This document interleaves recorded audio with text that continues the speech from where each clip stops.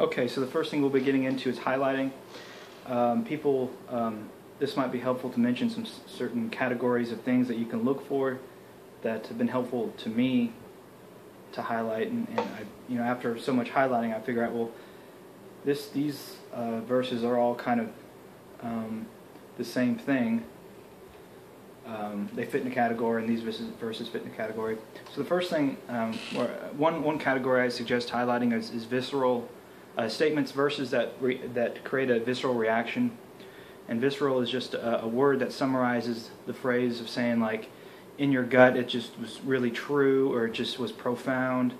It was a wise statement, something along those lines of really your whole being just resonates with that concept of it being true.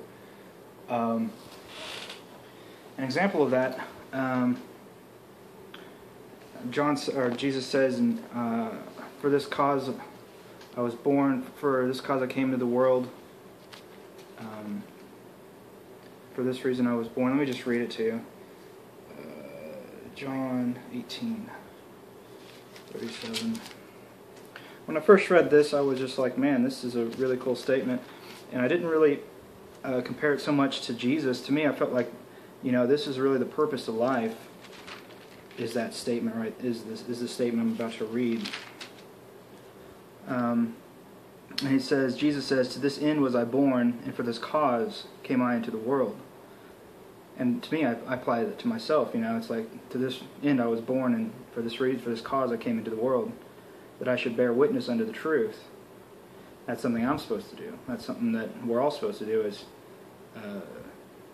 since truth reigns in the universe, that's our mission. It's our responsibility, is to be ourselves, to be true. And everyone that is of the truth heareth my voice, Jesus Christ's voice. So I thought that was a real profound statement. That's an example of a visceral statement. Another category are puzzles, or strange statements that don't make any sense, that are contradictory. The unbeliever, this is verses that they'll find and say, "Oh yeah, the Bible doesn't make any sense; it's contradictory." And but to the believer, they're going to say, "Of course, this book has to make sense, or it should make sense. Therefore, I'm going to keep looking for it." And I think the reason God did it was because, He could have just laid out the book as an owner's manual. This is one of the reasons. He did, this is just another reason. I'm not saying this is the sole reason why it's just laid out this way, but He could have done it like an owner's manual, just laid everything out. But, we'd get kind of bored with that, just reading everything given to us. So I think a way of making it fun and interactive is to hide pieces and break pieces off and see if you can fit them together. To keep us busy and give us a reason to read His Word and be entertained by it. So one of these puzzles, an example I have, is Exodus chapter 28, verse 38. Here it says, "The iniquity of the holy things." And as far as I'm concerned, iniquity, as far as I know, iniquity is not supposed to be, holy things don't have iniquity in them. So why does this statement say the iniquity of the holy things? That doesn't make sense. So that's a contradictory statement or a puzzle. So that's another category of things to look out for when you're reading. Look for profound statements. Highlight those. Look for things that don't make sense or contradictory. And there's a little bit of warning we'll get into at the very end of this talk about highlighting for people who haven't read the Bible. So just advice that they don't do the same mistake that I've done. Basically over-highlighting. We'll get into that. So another category are important statements. They can be what's called proof texts, which are statements about doctrine. Like your basic statements, like let's see. Trying to think of not a cliche one. I was going to say Jesus was born of a woman. But I can't, just your basic Christian doctrine statements. They don't have to be basic either. They can be more rare or whatever. I don't know the word basic. I guess more complicated, more. I don't know the word, the opposite of basic right now. And here I have a good example of one. Same chapter, Exodus 38, verse 42. It says, I'm not reading the whole verse either. I guess I should, I ought to, but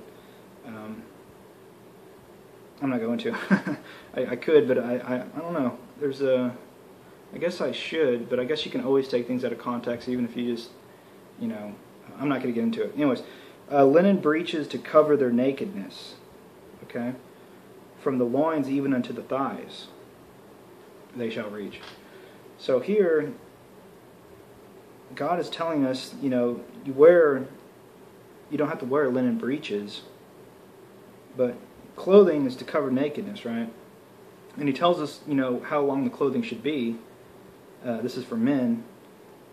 From the loins even unto the thighs. So, I like to watch rugby a lot, and these guys constantly they all of them shave their legs, every single one. I've never seen a guy with unshaven legs, but anyways, they wear really short queer shorts that shows off their whole leg and the physique and everything. And according to this verse, they're naked. It's wrong to be naked in public. So that's an example of a non-basic Christian doctrine. But that's another thing, an important statement. So it doesn't have to be doctrines. I can't really think of another example of an important statement. But along those lines, important things that you want to highlight. Another category are chapter topics. If there's a verse that really summarizes the chapter well, it'd be wise to highlight that. A lot of times, well, never mind. So kind of related to that is a summarizing verse. This happens to me a lot in Paul's letters, where he'll say several verses. He'll say several statements that are talking about the same thing, talking about explaining the same idea, but one of those verses explains it better to me than the others, and that's what I mean, like a summarizing verse. This is the best verse, the one that made the most, did the best job of explaining what he's saying. So that would be another thing I would highlight. Okay, and so those are your categories, and I didn't mention those other topics, and I haven't. I'm not going to give examples of those. So we talked about, for people who haven't read the Bible before, and something that I want to caution, because this is what I did. Let's see if I have what I have here.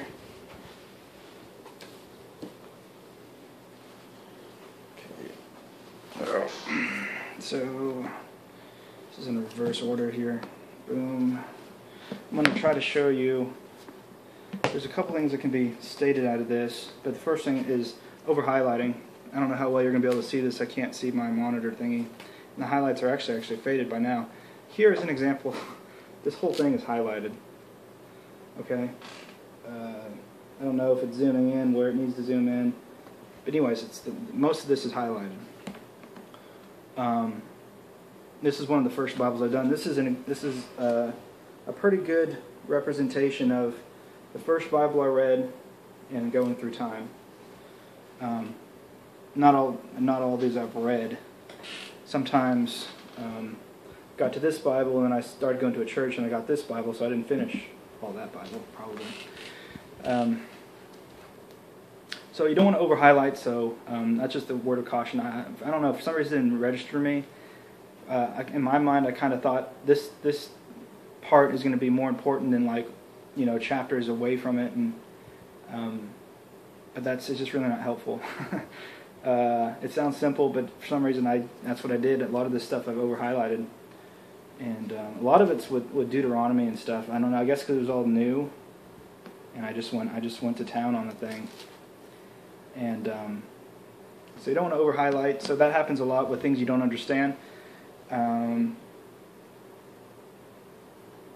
I guess I'll give this advice now.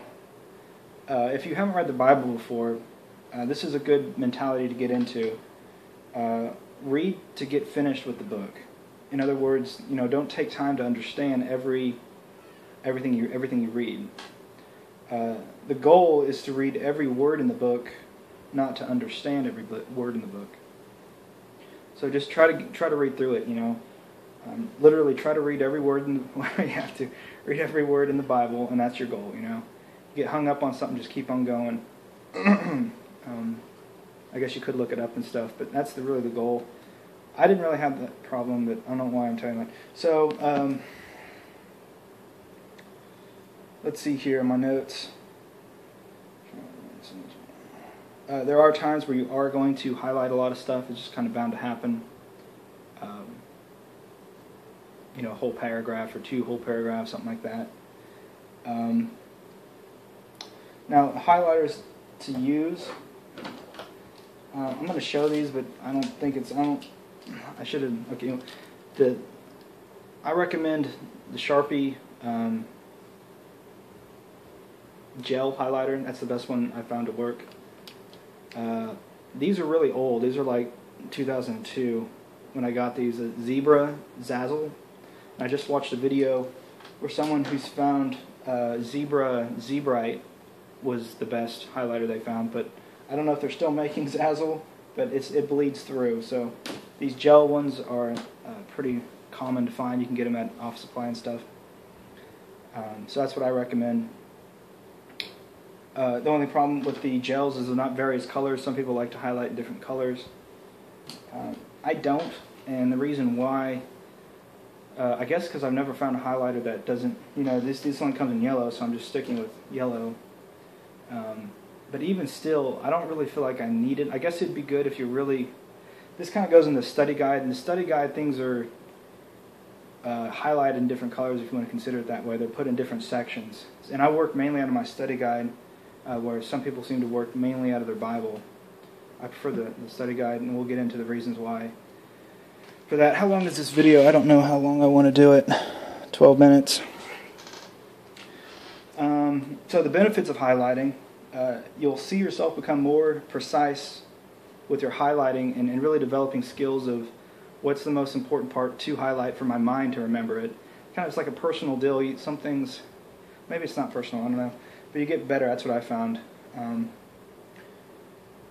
And of course, we can go through here, and I was going to show all the awesomeness of highlighting, how it's gotten shorter and smaller and more precise.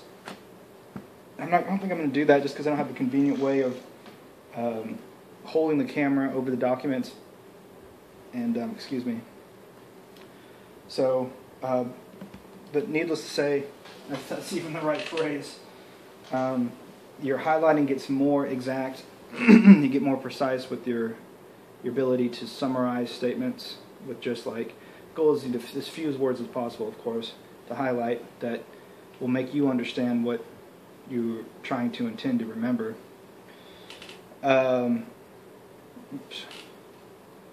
course, you are highlighting things that you can refer to in the future if you're looking for something. If you're like, oh, I know somewhere in Leviticus this says something. Well, now you have, of course, you're highlighting. You know what you highlighted, so you're like, oh, I remember highlighting that, and you should be able to find it, or it's going to at least be easier. So that's another benefit. There's also encouragement that takes place from knowledge growth comparison. And what this kind of goes to is, I can almost guarantee that the Bible, this bottom Bible, the first Bible I read the whole way through, there's a lot of highlights in it, but the stuff that I highlighted will almost always match up with the stuff that I've highlighted before. And this goes to, what I do is, okay, I'll read a fresh Bible, I'll highlight, like I said, the categories that were important, those categories I listed. And then after I finish that Bible, I will move on to a new Bible, a fresh Bible, and I'll read that chapter, and highlight again what I think is relevant to highlight. And then I'll actually consult my previous Bible and look for any things that I might have missed that were important that I didn't highlight this time.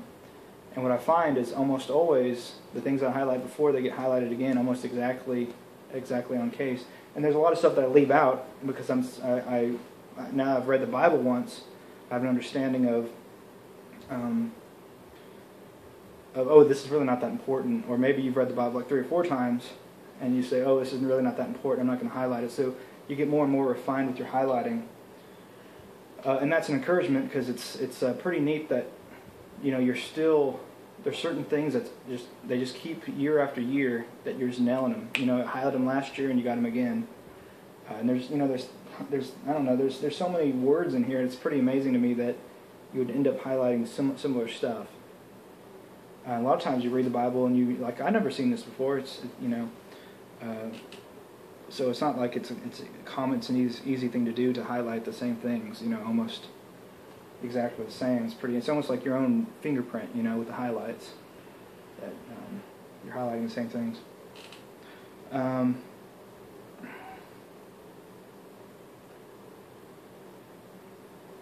Okay, and the last thing I've already mentioned is you get to recover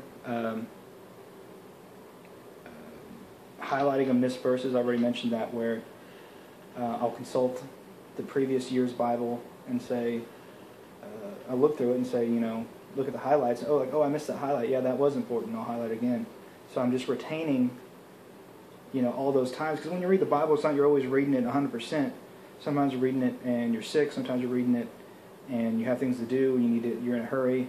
So you're constantly retaining all those years as you do this method. And that makes up the highlighting portion, and we'll move on to the